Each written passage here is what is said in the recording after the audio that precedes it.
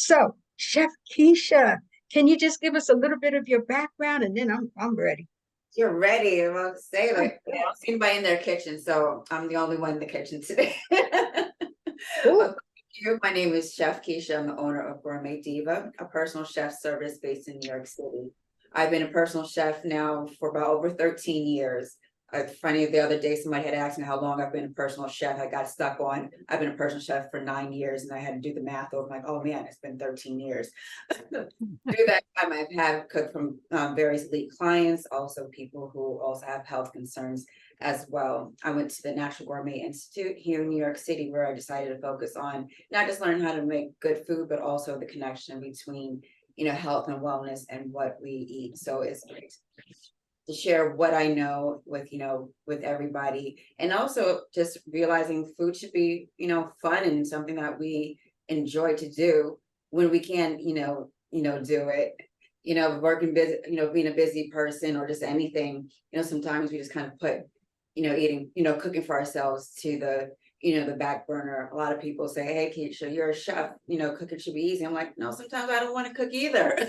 And I have to motivate myself to make something besides a, peanut butter and, jelly sandwich. But, throughout the years, I also, helped, also taught people how to cook, instead of, me cooking for others. It's like, I want people to, I can't cook for everybody, but, teaching other people how to cook is a little bit of me. And I've been on Food Network's Chopped, places of finalists, also been mentioned in different magazines, quoted. So definitely, keep pushing forward, on this. And today's menu, I didn't realize it's Tuesday today. And instead of Taco Tuesday, we're gonna be making quesadillas, but at least we're kind of keeping in the theme, right?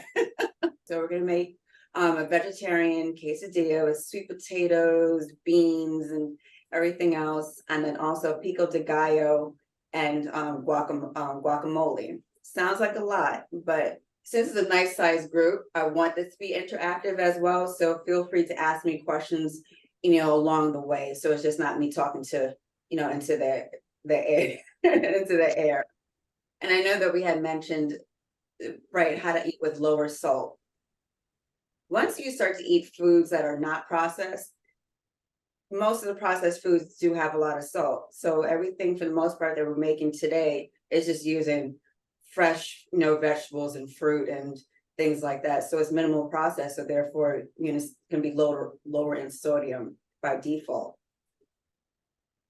So I'm going to start with this, a pico de gallo, which is basically a lot of fresh herbs with tomatoes and onions. And I don't know who's here is a sports fan. I know it's primetime football season. Okay.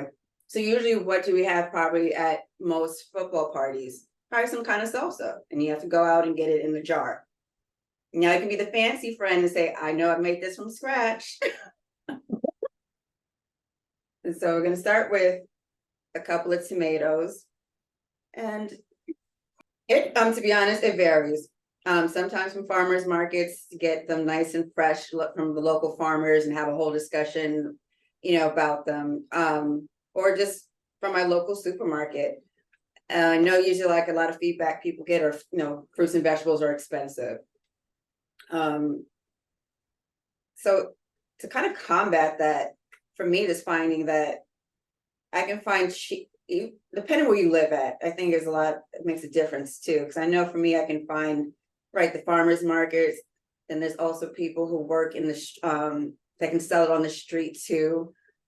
And even in your local grocery store, what I also saw, one of my local ones, it's almost like shopping for clothes. You might find something irregular and they mark it down. The only thing is that they might have like a little bruise, so it's not aesthetically appealing and it's not all uniform. Sometimes you might find a good deal, like that as well.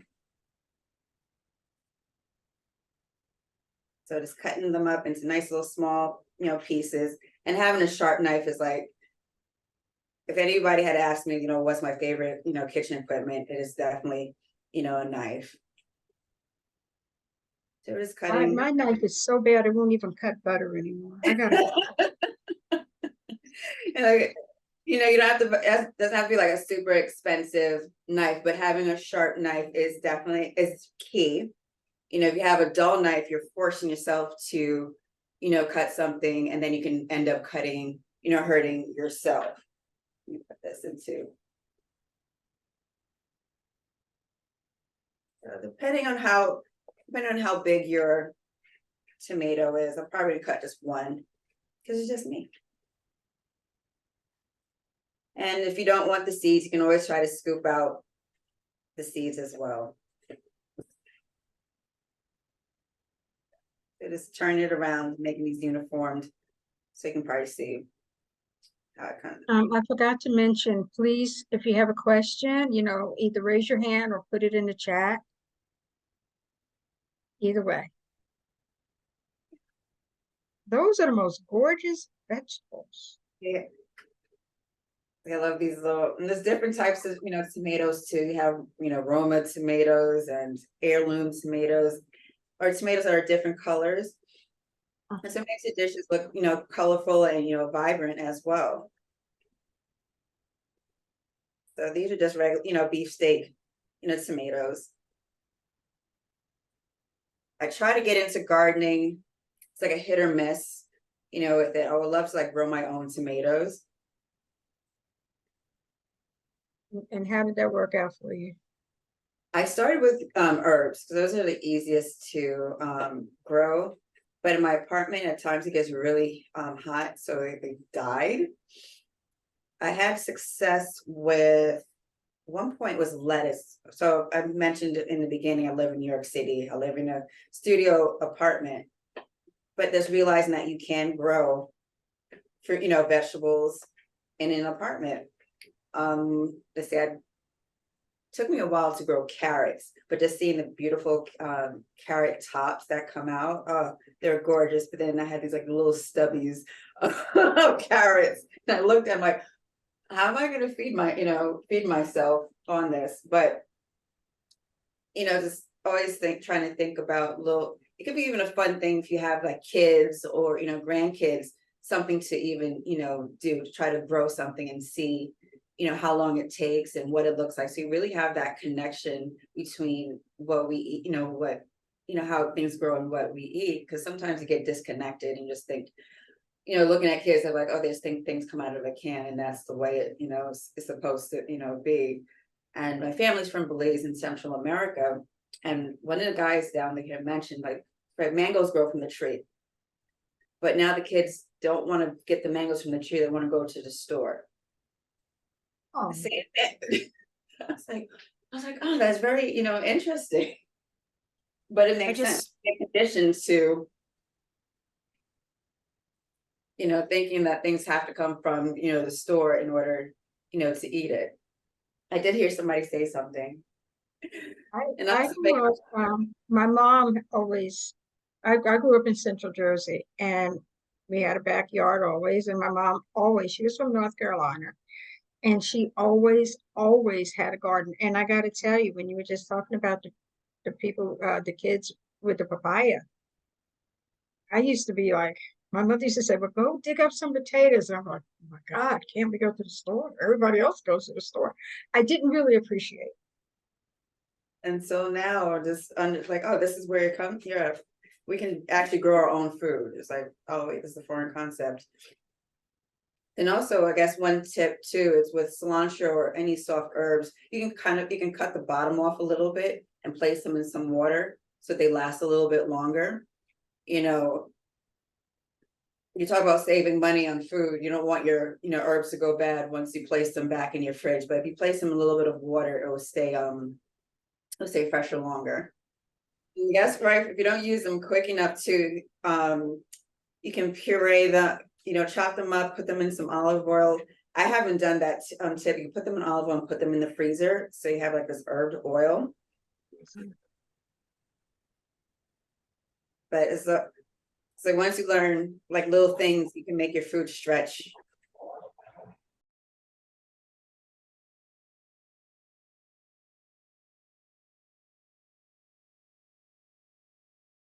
Yeah, so you can finally, if you have a food processor or a blender, what I do sometimes is just throw in my leftover herbs and put the olive oil in it and puree it. So it has this nice, beautiful green oil that you put on, say, baked potatoes, or anything that you may make that may need a little, jazz. Now you have this little herb oil that you can use. And then also beautiful red onion as well. Give this some bite. So just cut it right in half. And anytime you're cutting something that's round, you always want to keep the flat side, down. Do you save, like, say if you eat a carrot, you save the top? Do you make your own broth? You can make yes, vegetable stock out of like leftover pieces of vegetables as well. It's like if you have celery, right, tomatoes, so we have all these little bits and pieces. That's a good another good tip as well. And talking about salt, if you look at the content of like prepackaged like broth, at times it could, once again, salt tastes good, but if you make your own, you can control how much salt you put into it. So just to make a stock is, if you have leftover onions and carrots and celery or any kind of vegetable, put it into some water. You'll say like an inch or two above the amount that you have, and just let it boil for like, say, about 40 minutes. And then you can strain it through and you have that broth. You can use it in anything that soups that you may make or anything else that requires, broth. If you don't have a lot of scraps at one time, you can also put that in the freezer as well. I know if you have like a freezer bag and just kind of keep feeding the freezer bag. And then you can make your own stock. So I'm just cutting. I just need a little bit of this onion. But like you said, you want our food dollars to stretch just a little bit more, right? Exactly. While you're cutting that, have you always been a chef, or was No, this a second career, or? a second career. As I think the older you get, is like, which career did I have, have first? I went to school for engineering, so it was more math and science.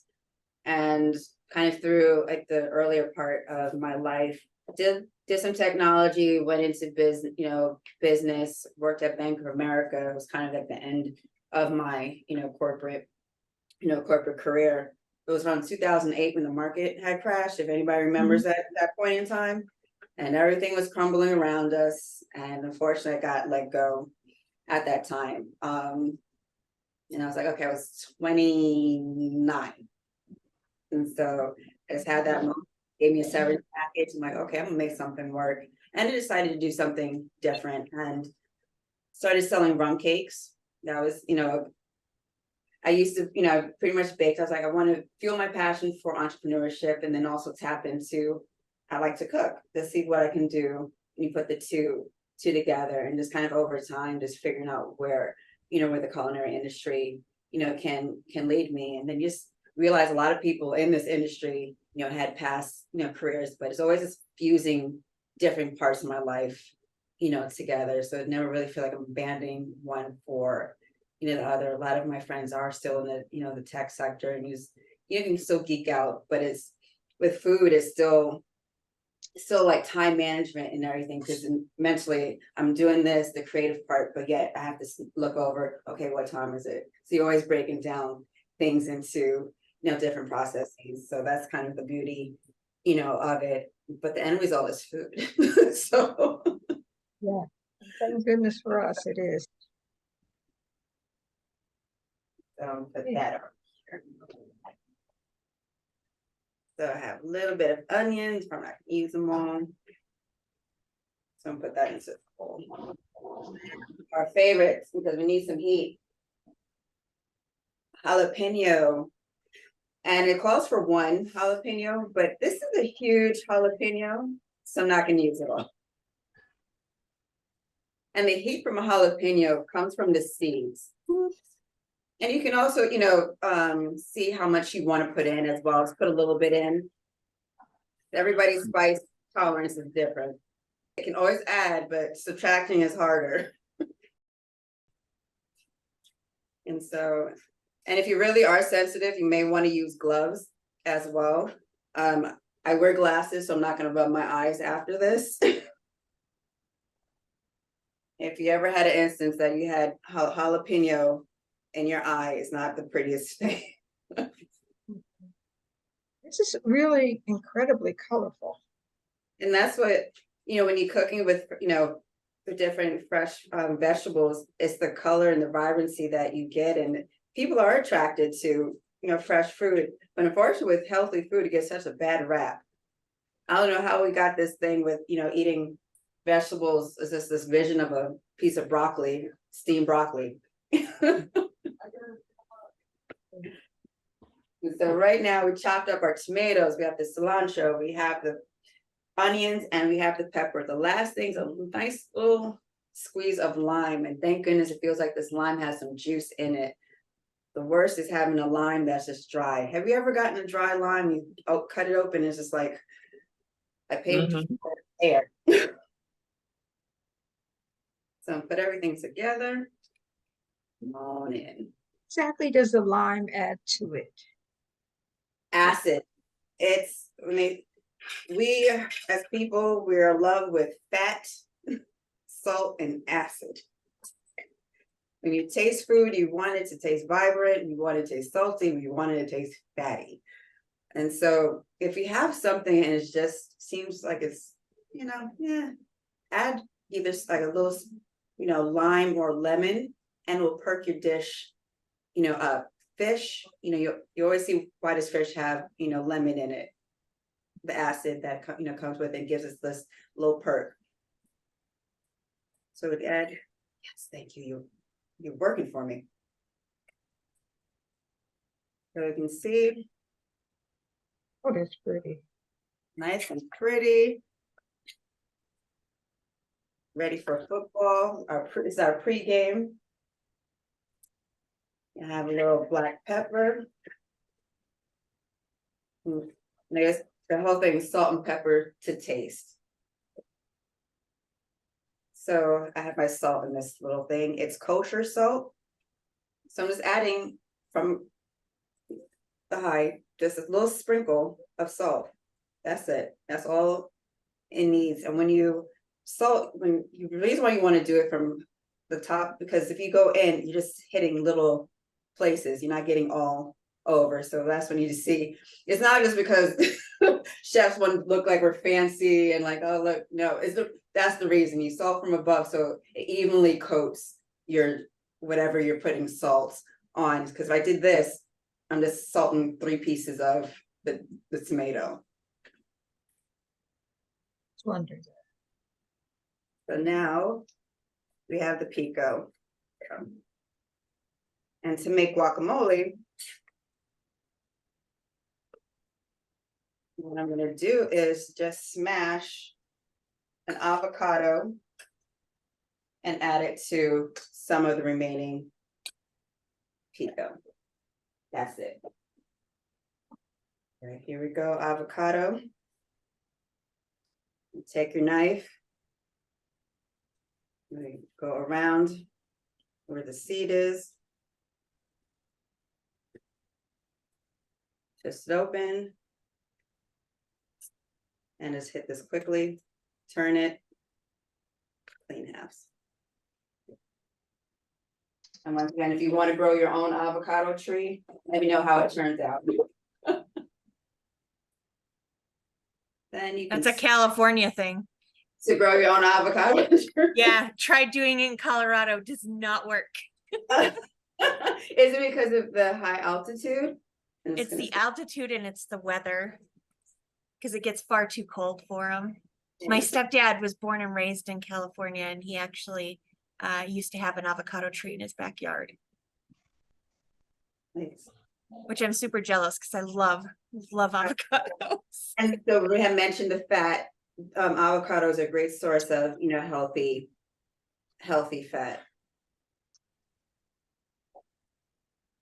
Someone had asked the question, if you say you just have no salt whatsoever in your diet, what would be some kind of alternative to give it some taste? Sure, we had mentioned the the lime juice adds that, flavor to it.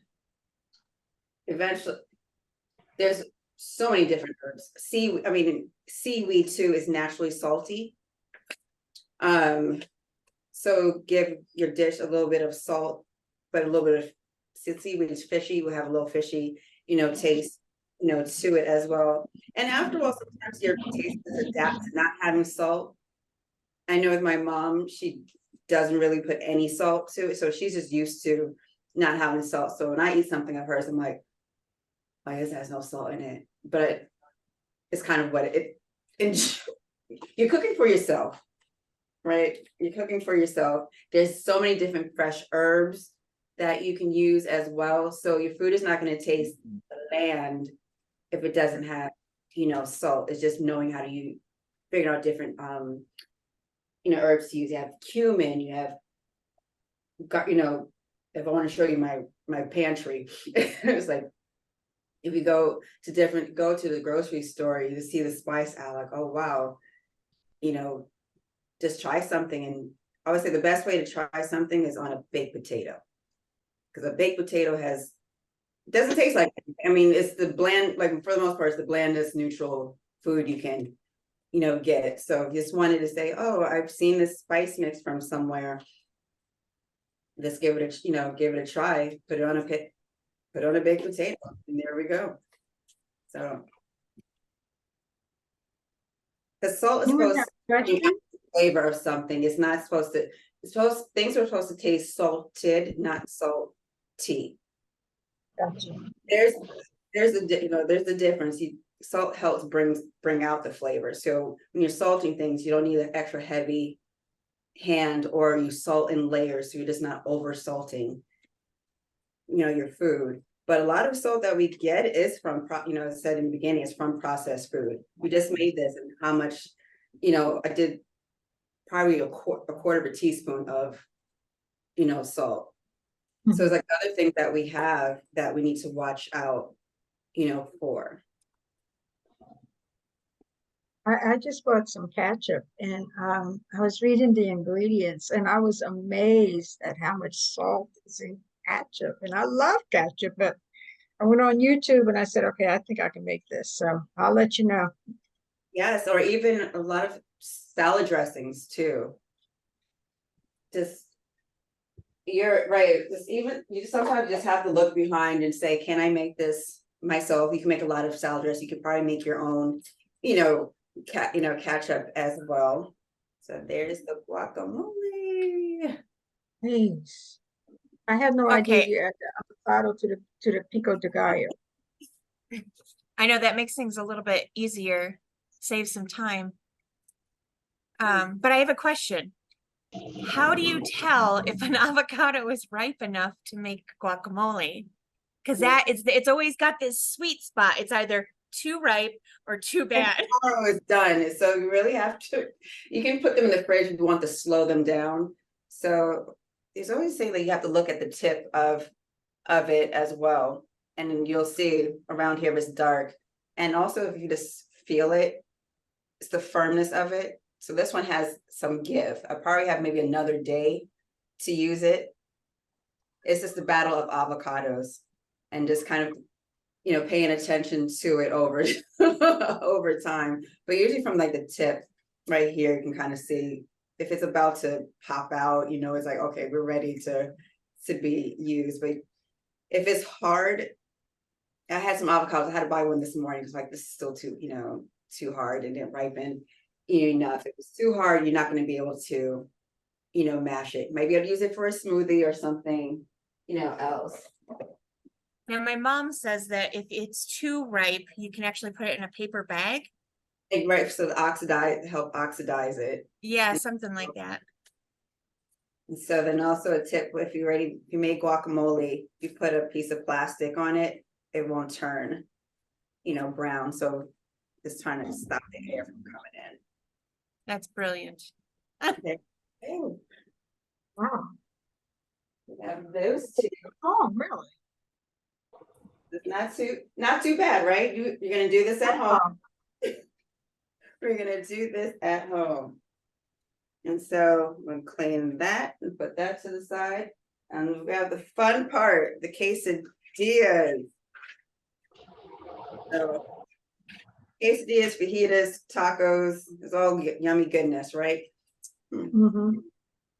So for the most part, the thing with when thinking about making about the vegetarian quesadillas is just another way for us to eat some vegetables and get a little, creative, with cooking.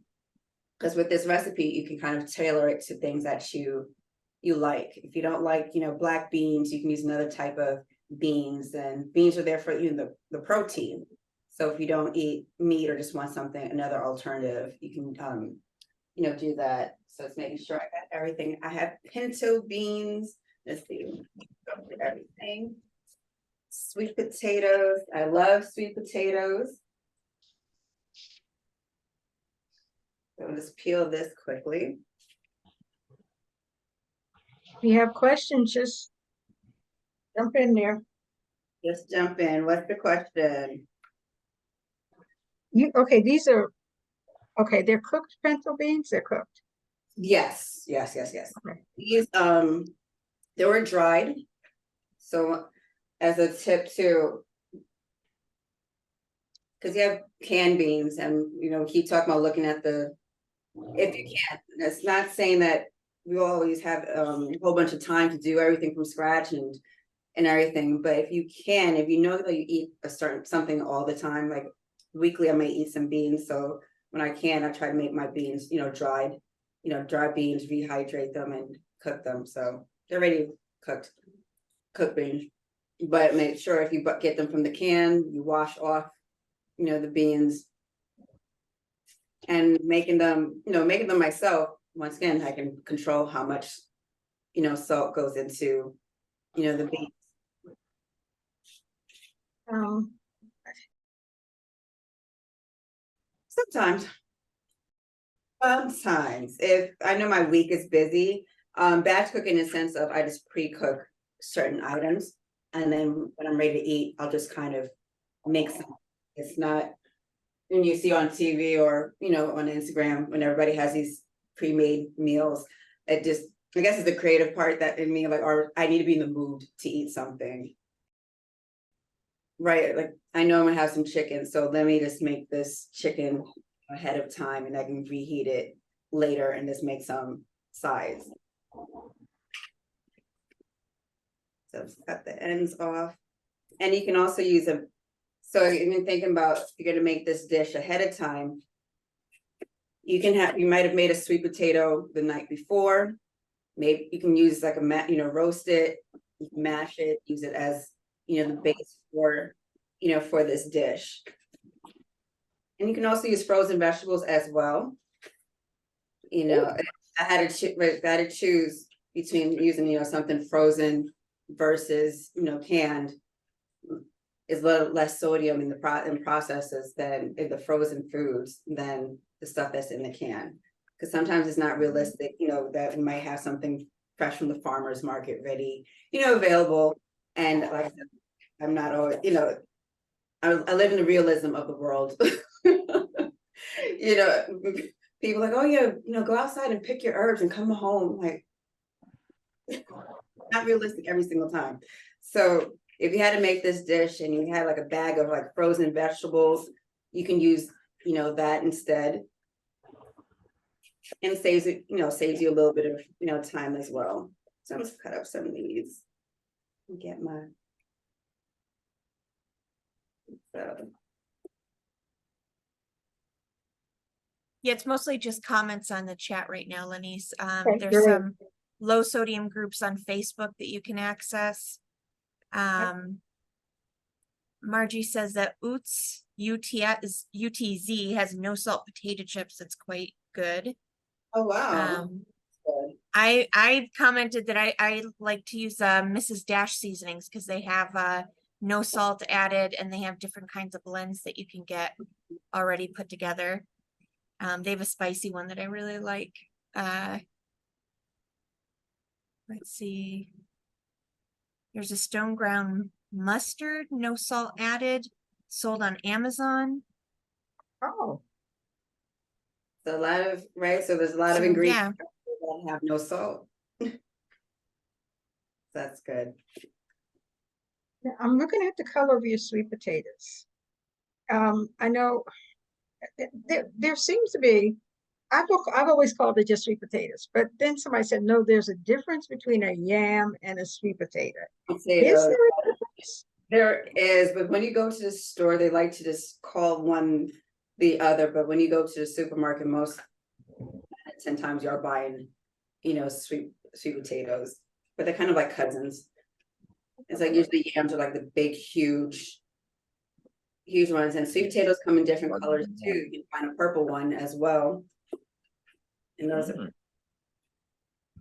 I'm glad you said that because if I saw a color, a purple sweet potato, I'd be like, okay, something's wrong with that. Brittany, like I'm this, glad you said that.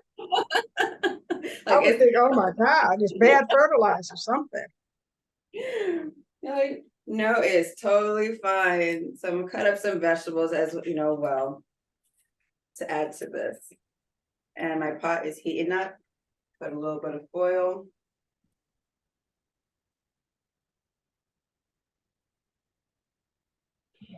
Okay, Kathleen gets a refrigerator, but I want that pot.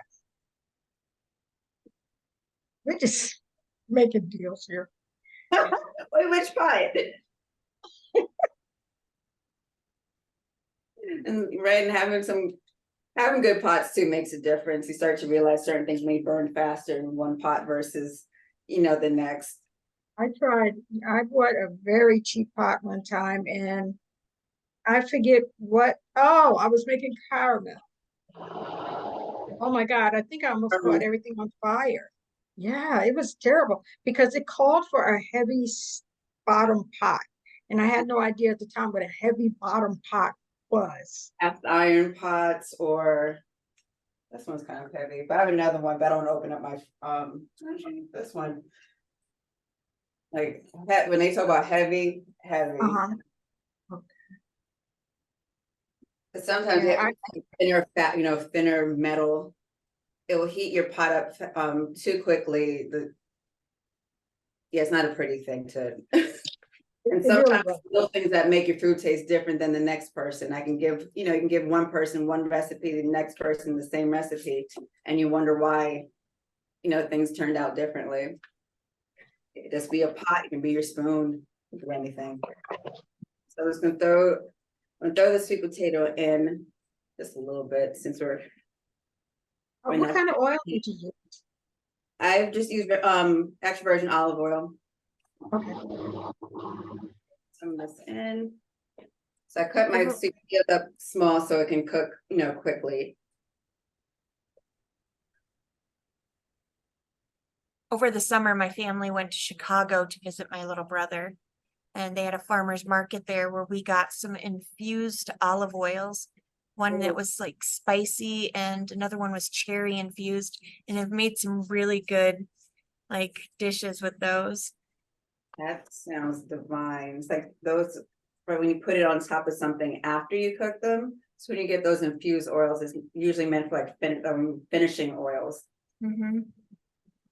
I'm just gonna cut some pepper, nice green peppers.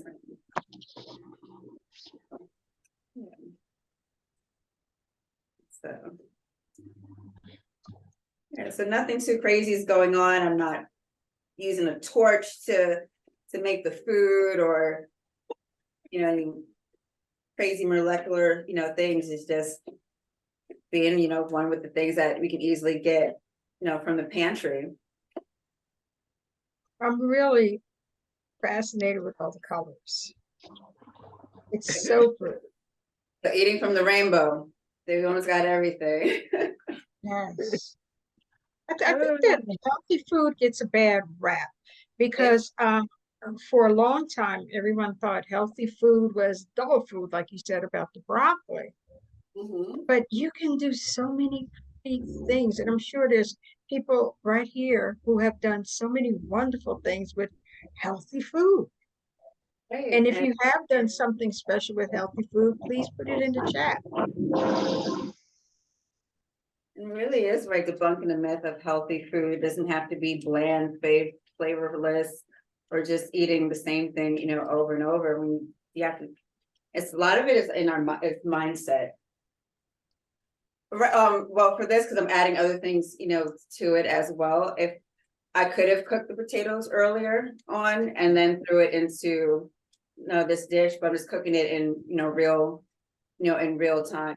I wouldn't worry too much about overcooking the sweet potatoes because it isn't a quesadilla. So you do want that soft, you know, texture to it.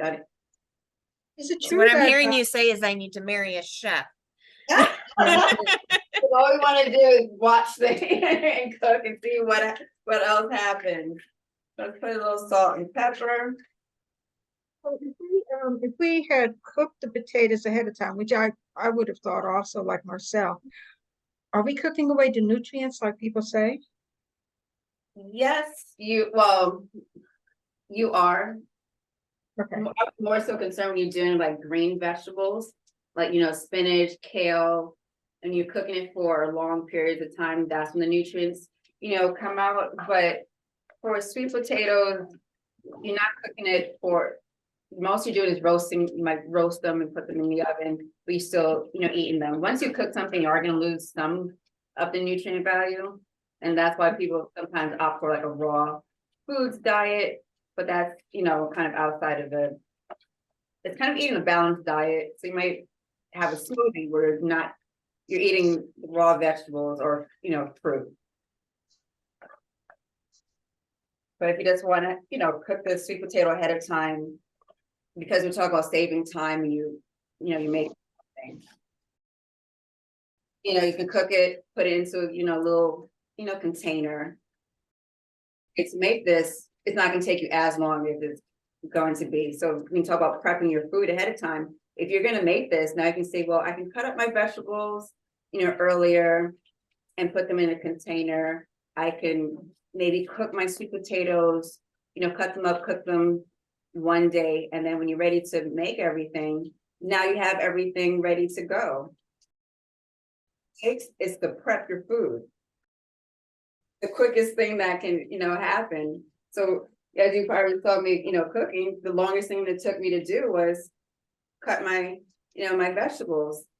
And if you might be short on time, and that's why I said before, you might even use frozen vegetables. It's either eat Taco Bell or make something for myself, and all I have is something in the freezer. Just get the vegetables, you know, the pre-made vegetables ahead of time from the, you know, the freezer.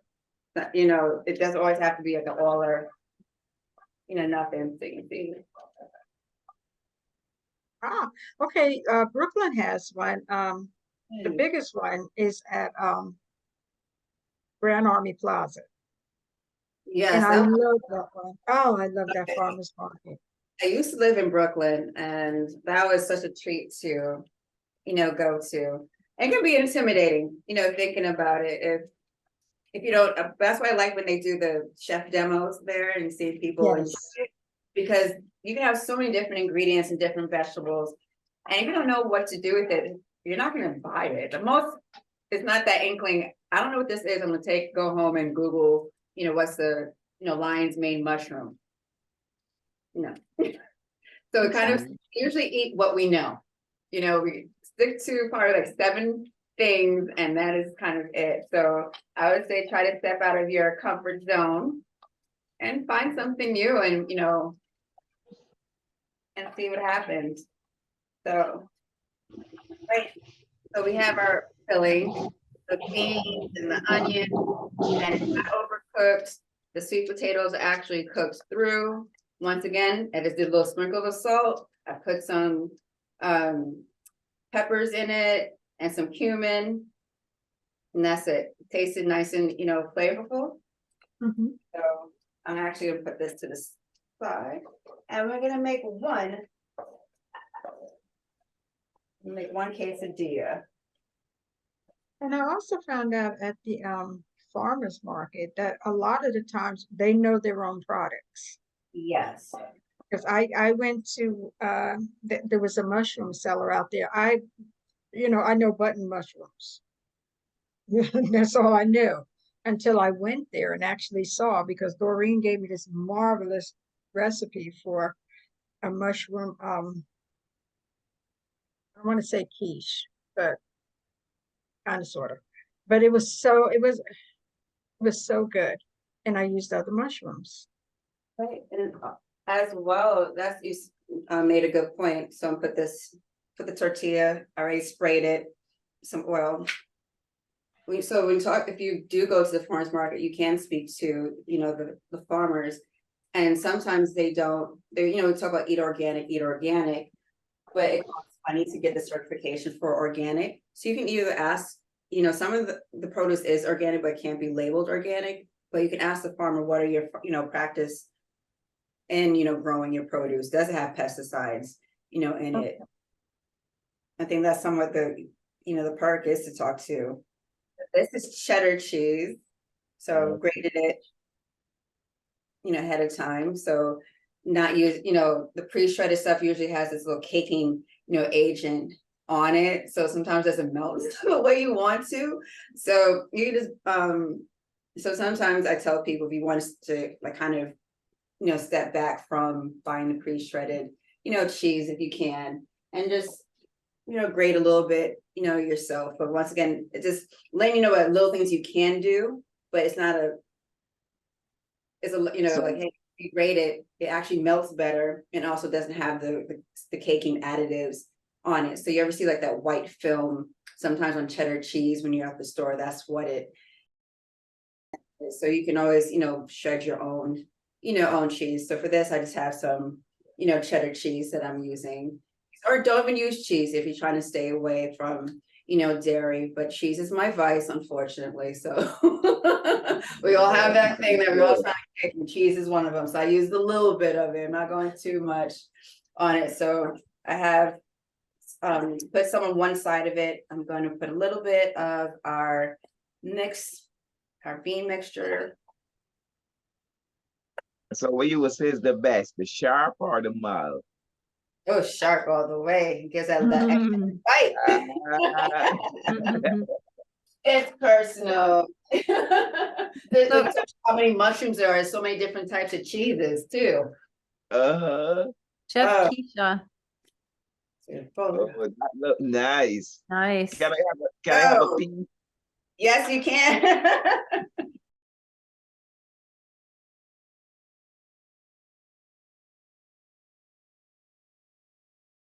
That was a yellow onion. You can use yellow, white onion. I just sliced it instead of doing a dice. Personal.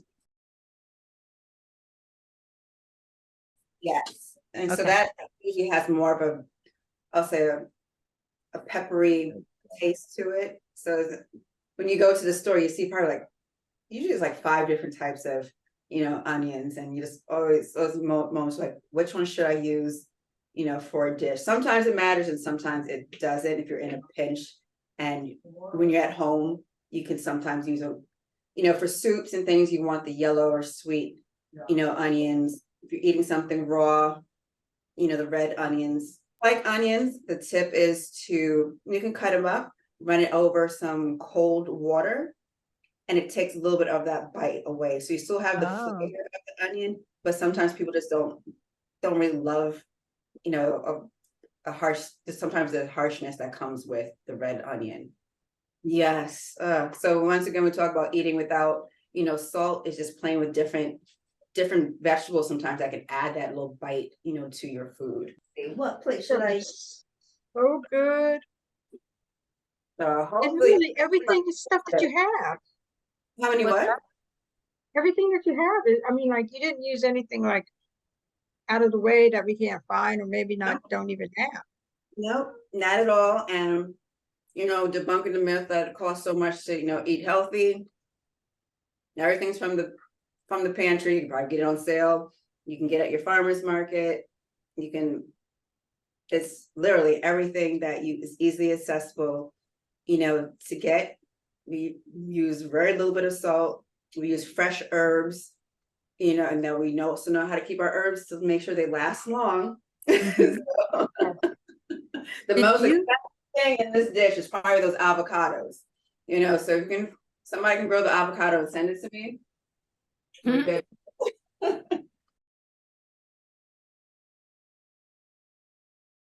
A little bit, yes. You can put, also put some more jalapenos, in it as well. So there we go. Give it a little Oh, extra my stir, God. And then you can also, taste test, but since we're on video, you get the hint. But say, taste as you go, so you know what, how much you're putting, and you're not doing it blindly, just throwing in, a lot of salt and everything. And pretty easy to make a lot of the filling, and you can save the filling if you wanted to make it, fresh, or you can make the quesadillas, one day and just eat them for lunch or dinner, throughout the week. So it's a great, meal prep, item as well, with a little extra, the vegetables. We can make stock, or it's just sometimes it's realizing what we can do with what we have, and also thinking when you're about your menus in general, if you're buying a certain amount of food, what can you use those ingredients for? So I know a lot of people that we buy stuff and it gets hidden in the back, and you might buy 5 of the same things. You're like, what is going on? So it's trying to, to be mindful of what you have. You buy an onion, what else can this onion be, used for? Because you don't want the onions to go, to go bad. So it takes a little bit of thought, but once you get used to it, it comes, naturally. Or just even, I think a great tip too, if you eat salad, I think most of us do, add a little bit of fresh chopped up parsley to your salad. If you don't want to, adding a little, zhuzh to your, salad, just using fresh herbs, in it as well. So once again, you're getting the nutrients, from your herbs in a different, different way. So everybody's gonna be fancy, like I'm eating, salad with my herbs in it. You know what? I always think of parsley as that thing that's when you go to a restaurant, it's on the plate, I throw it away. Is this right? They made it garnish. No, it was kale. Like back in a certain point in time when there's little pieces of kale, as garnish with a lemon. Thank goodness now kale is now we can eat kale. But talk about kale. First off, that looks so good. I'll take a picture of it and send it to you so you can see. Well, I Looks nice. rather have the food, but hey, send it to me. You brought up that is so pretty. You brought up 2 things I never thought of.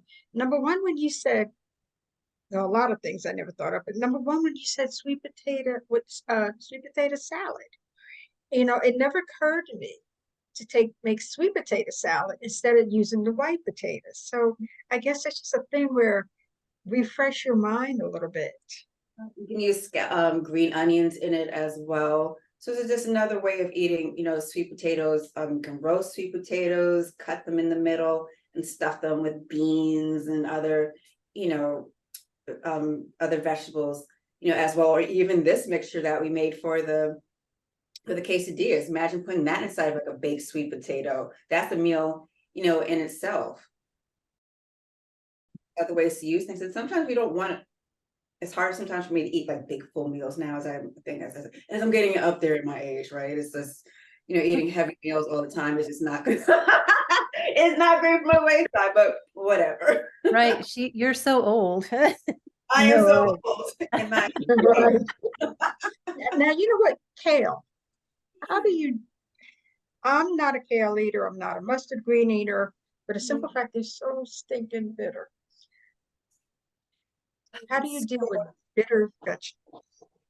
You can even eat kale raw. So I might, I've eaten kale raw, but to do, with kale, because you have the stem, remove the stem. You can usually pull it through, or you can kind of cut around it. So it's like that V shape. Shred it up with your hands. You can have a pot, a little bit of olive oil. You put some garlic and some onions, and then put the kale in, and you can just saute it, maybe like a little douse of lemon juice as well.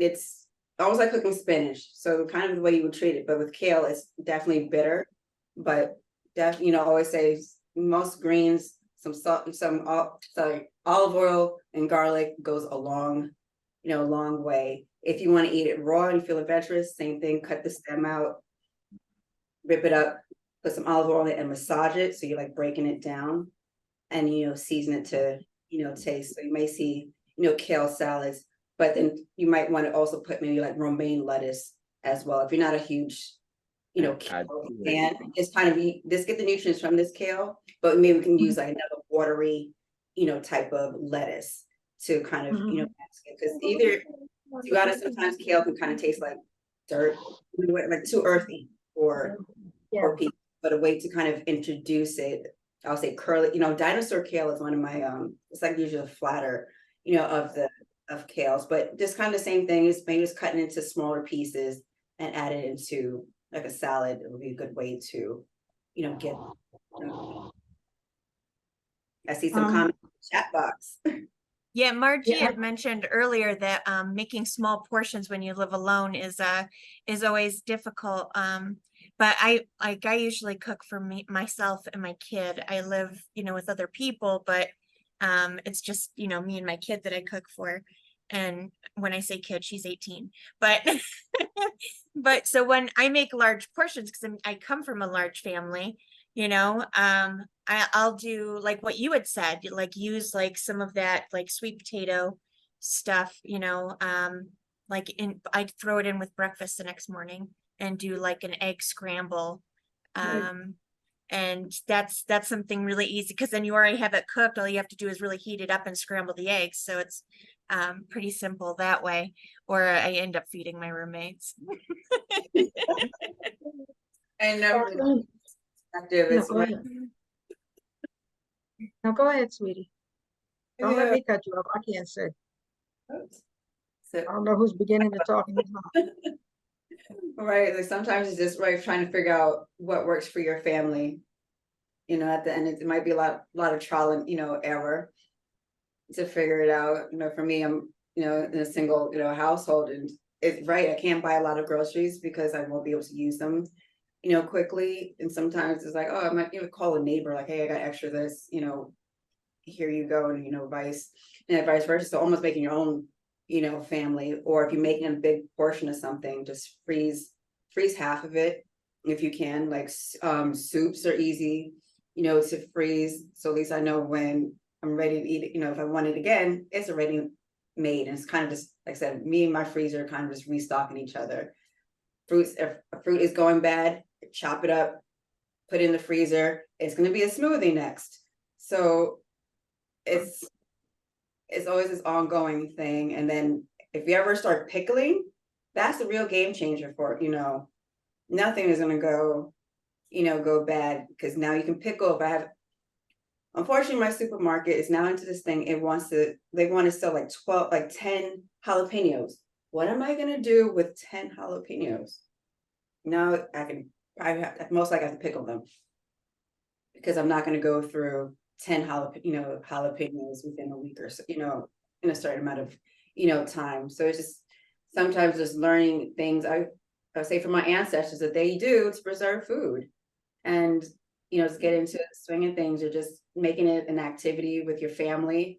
And, sometimes we just don't want to, we just got to force ourselves, to do it, and just finding those times that you can do it, and not to be binded by, oh, it's like meal prep Sunday because everybody else in the world is doing it on a Sunday. They might be meal prep Wednesday night because that might work best, for you. Just in general, you might have the most energy, to do it. But just having a plan in general.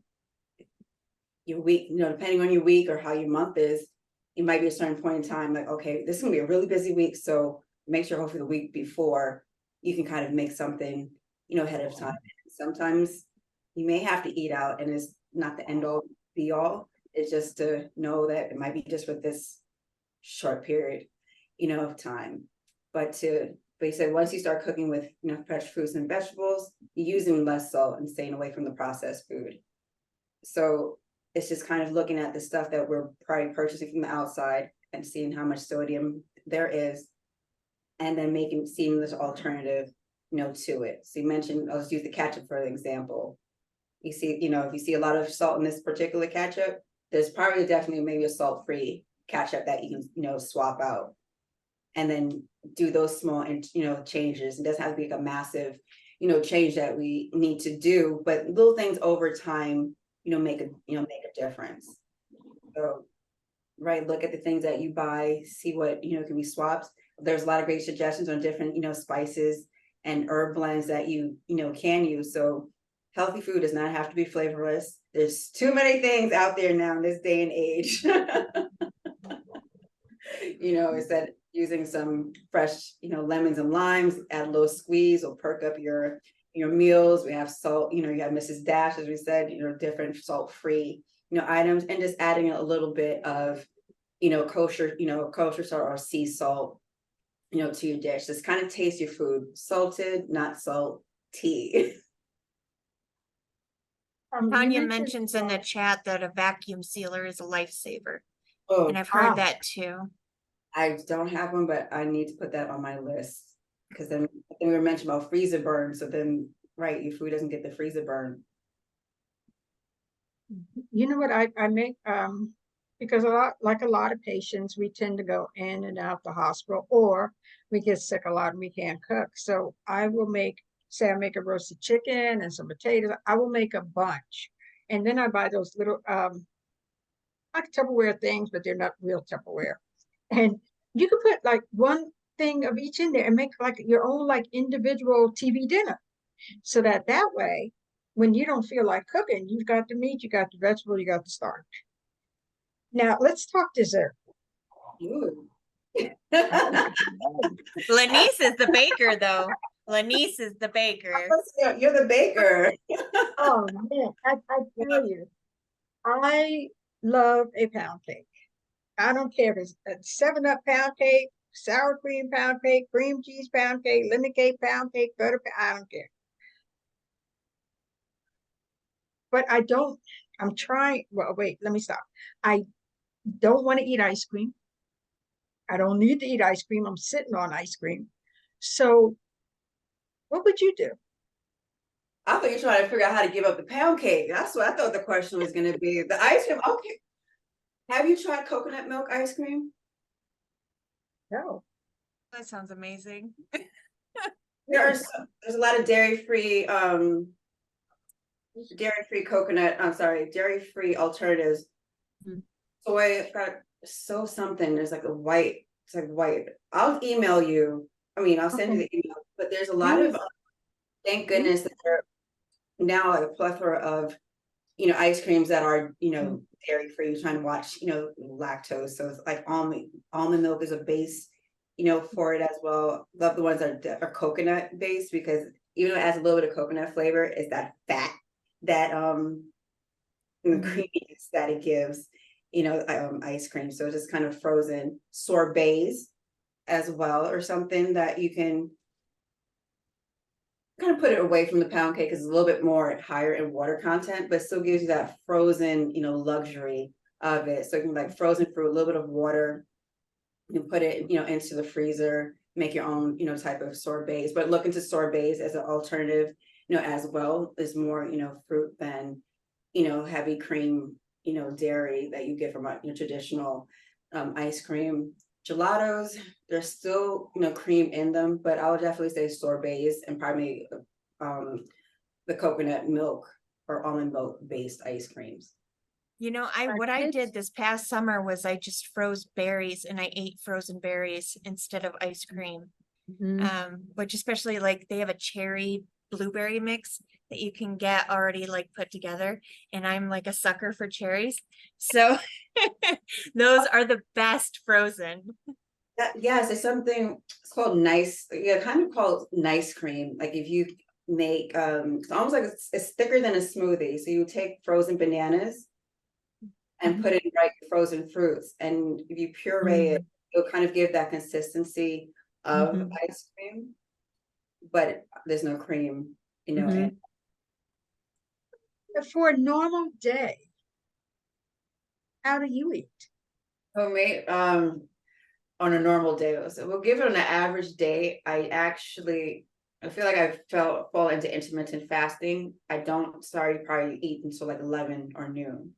I start my day with a cup of coffee, I think that kind of fills me up, unfortunately, and then it's like, oh, okay, I guess I gotta eat, something, and then I just kind of probably have a smoothie, as I said, to start my days because I have to be conscious and say, I need to make sure I eat vegetables, it's like, okay, Mhm. here we go, and that's like the easiest way for me to eat and not worry about cleaning. Cause that's another thing, I'll be honest, like I can cook, no problem, but like, oh, I gotta clean up after.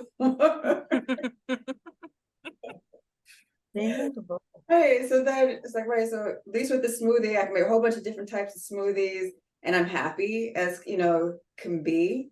If I'm having breakfast, yeah, I would tell people like my diet is like sometimes like it's not an Instagrammable moment. It's like literally I'll have like oatmeal, I'll put nuts and, different spices in it and a boiled egg, like the perfect boiled egg. It's just at times I'm just eating so I can function and live. My dinners usually on the weekend, okay, I'm gonna do something fun and stuff, but during the week is kind of like for me it's tick tick tick boom and just eat something, like I said, might be some It's chicken. fuel. It's fuel. That's what it pretty much is. So this will definitely last me for a couple of days. I'll probably have some chicken and throw it into something. Love soups. This fall is about to be my season. I love stews, things like that, hearty salads. So I'm just getting everything in kind of one meal. I love making salad dressings from scratch. If you go through like my fridge, it looks like a science experiment because you just see different things and I just kind of take things, or I can use a salad dressing as a marinade for some chicken to add some flavor to it. You made rice, I can make fried rice, from it. So it's just kind of seeing what's in, pretty much dinner is like the time like, okay, I can get a little bit, creative, but it's just using what's ever in my fridge. And like I'm always, for me, the happiest is when I'm experimenting. So that's why it's just like, okay, what am I gonna, so for the week or when those times are, it's just I'm eating for fuel. And I have my times that I'm eating for creativity.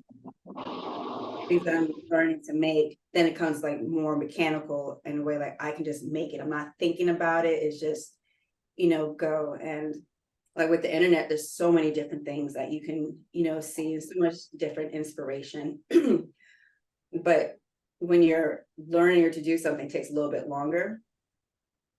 But during the time, like, yes, I can boil an egg. I can tell you how long, to boil it. I can probably break down how to tell everybody how to make the, great boiled eggs, and probably try so many different times, because when you make an egg, when it sticks to the, when you peel it, it ends up being a mess. So I've had my share of. Well, and based on your altitude, that'll change how you boil an egg too.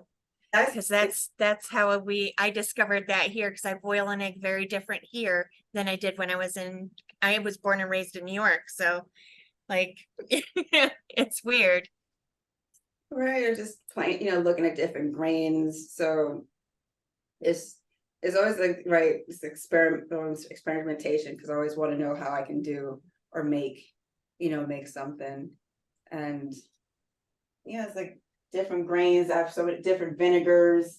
So people are like, what is this, in the mind of a chef? It's just different stuff. People gift me things and I'm like, okay, so how, what do I do with this? Like, okay, great.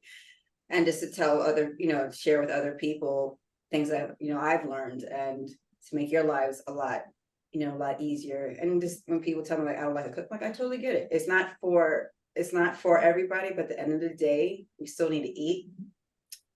And what we eat is going to, affect how we feel. We're feeling sluggish or this or that. It's a lot of it is connected to, what we're putting, into our bodies. So if you're not cooking, make sure the person who's cooking for you is putting some love into the food. I do, like granola bars and stuff, like, or popcorn, because I can make some popcorn, or just I can buy popcorn as well. I try not to keep too many snacks, because then I'll just end up eating snacks instead of a meal. So be it, right, like I said, I live by myself. You're like, okay, well, nobody else is around. I don't have to cook. These little snacks can make could make a meal, and the next thing you know, you're missing a meal, and it goes into this whole, cycle, but even with stuff like this, you can make like an omelet, with it, just put a little bit. So just little things here and, here and there, but yeah, I don't claim like I'm the guru god of eating. Healthy looks different on everybody. And, some people, you add all these magical potions and everything else. Like for me is eating as much fresh, we'll say I'm more plant-based. I do eat meat. So if you see me out eating a chicken wing, I'm not, it's like a little happy moment or a burger, but it's just kind of, it's just awareness. I try to tell people sometimes you gotta be aware of what you're eating and quantities and over a certain amount of time. What worked in one period of our lives might not work for the next period of our lives. And it's like, oh, okay, well, this week, why do I feel this way? Oh yeah, I really didn't eat well. Or making sure that we're hydrated and drinking water.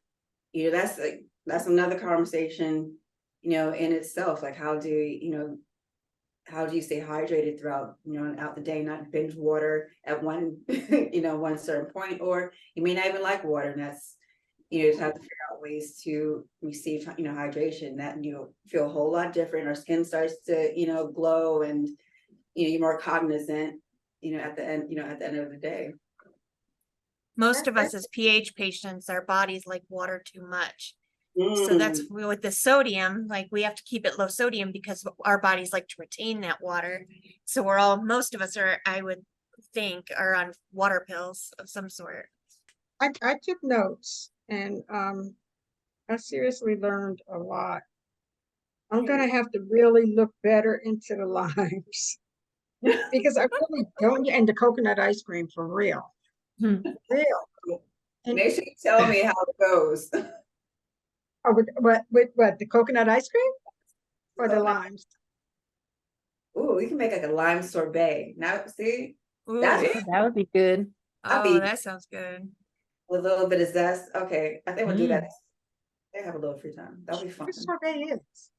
Yes, you can make it's like a limey, so almost like a limeade. So you're just freezing this mix and just having a fresh thing of lime. Limes and lemon. Lemon. Another thing, like honestly, it's not a splurge, but it's called a microplane. This might seem to school somewhat similar. Looks like a file. It's like a No, file. Zesting. So if you want the zest of a lemon or lime, Okay. it's grated across, and I don't think you really see it, but Oh yeah, you can see it. now I'm using everything from this bad boy, and that adds a whole extra layer of flavor as well. So you might see like a zest of a lime. That's how you get the zest off. You don't want to put too much because that white part is bitter. So Oh, so you don't want that part, you just want the green part. the green part or the yellow part of it. I can also Oh. grate a little bit of pieces of cheese with this as well. And so it's called a microplane. Depending on, even with like a box grater, you might on the side, depending, like a really, really fine one, and it will do the same, almost the same job, as that, but just, talk about like little pops of flavor and just using everything that you have, around you. Oh my God. Now, could you repeat the website again, please? It's www.gourmetdiva.com. One of the things that I really like about cooking is I get to let my nerd out because it's like tasty chemistry. Yeah. Because how you cook things, like you could cook an onion one way and it will affect the flavor depending on how you cook it another way. It's fun. It's fun to kind of figure out those different methods. Or even the pots that we mentioned earlier on too, like, okay, which pot should I use? And okay, this is not the greatest pot to do this because now my food, right, I can't saute my onions for a long time in this pot. Now everything got burnt and it's horrible. But yeah, it brings out the geek in me too. So I totally get it. Gosh. There's a lot to prepare it. Well, I think preparing a meal can be as hard or as easy as you make it. That's all for No, me. I mean, this was simple, but look how gorgeous and I'm sure, like I said, if I knew where you live, I'd be like, knock, knock, knock. Over here, I'm Yeah. like, here, eat this. See? Like, eat this, but yeah, so this fact, I would love to stay in touch, with everybody, and, if you want some, recipe for your newsletter, please let me know, and I can kind of, put something, short. Okay, we want recipes for our newsletter. Maybe do something with the ice cream or something, that'll be, so we still Ooh, got a little yeah. bit of, we still got a little bit of summer left, so maybe. Oh my gosh, thank you so much.